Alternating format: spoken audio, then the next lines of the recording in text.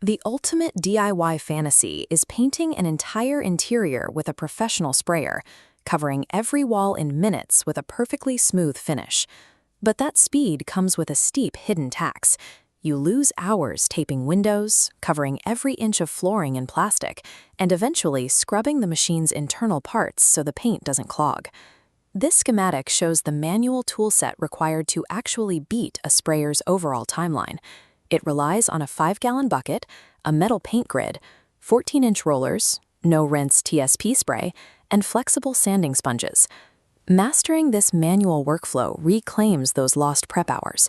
It allows you to move through an interior project in a single day, rather than spreading the logistics across an entire weekend. The first rule of prep is chemical.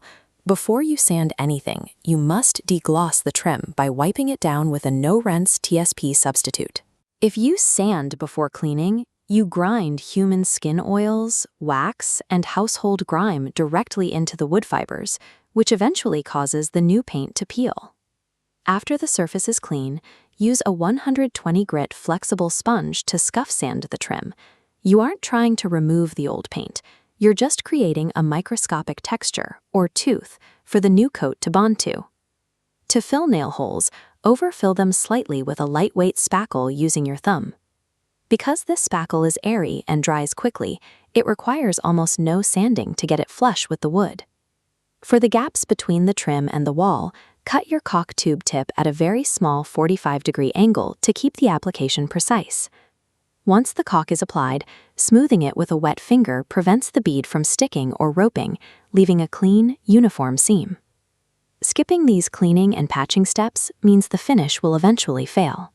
Without proper adhesion and a sealed surface, the paint job won't last more than a few seasons of normal wear.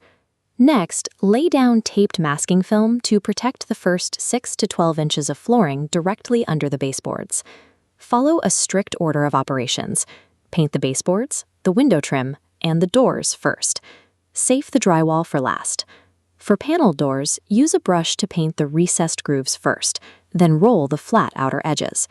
Starting with the trim creates a drying buffer. By the time you start rolling the walls later in the day, the trim will be dry enough that any accidental wall paint splatters can be wiped away without ruining the finish. To move as fast as a sprayer on the walls, stop using a flat roller tray. Instead, use a 5-gallon bucket with an internal metal grid. This chart compares the two methods. Using a bucket eliminates the constant refills and spills associated with trays, keeping your roller on the wall for much longer stretches. Upgrade to a 12 or 14-inch roller frame and a 1/2-inch microfiber nap. This combination holds significantly more paint than a standard roller, allowing you to cover more square footage per dip. Pair a 2.5-inch angled brush with a magnetic handheld pail to cut in the ceilings and corners before you start rolling. To apply the paint quickly, use the pattern shown here. Roll a large W shape across a 3-foot section of the wall. Immediately fill the gaps, then finish the section with one long stroke from the ceiling down to the floor. Loading the wall with plenty of paint and using that single vertical pass levels the surface and removes lap marks, resulting in a uniform, professional finish without the need for a sprayer.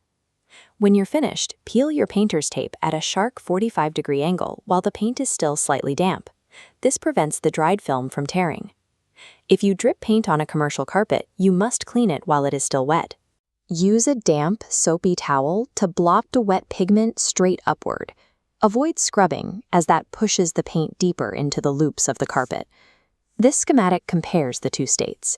Wet paint sits loosely between fibers, but dried latex acts like a plastic sheath, shrink-wrapping itself around the synthetic strands once it cures. Removing a dried drip requires a steamer to soften the plastic resins, and needle nose pliers to manually pick the paint off the fibers. Blotting it immediately while it's wet prevents a simple spill from becoming a permanent bond that ruins the flooring. The result is crisp lines, a uniform wall texture, and clean carpets, all achieved with tools you can clean in a sink. Let the paint cure completely before replacing switch plates, outlet covers, and doorknobs. If you have more to do tomorrow, avoid cleaning up tonight by wrapping your wet rollers tightly in plastic and putting them in the refrigerator to keep the paint from drying out. By skipping the machine and following this manual sequence, you can finish most interior projects faster than it takes to mask for a sprayer. You get professional results with a fraction of the cleanup.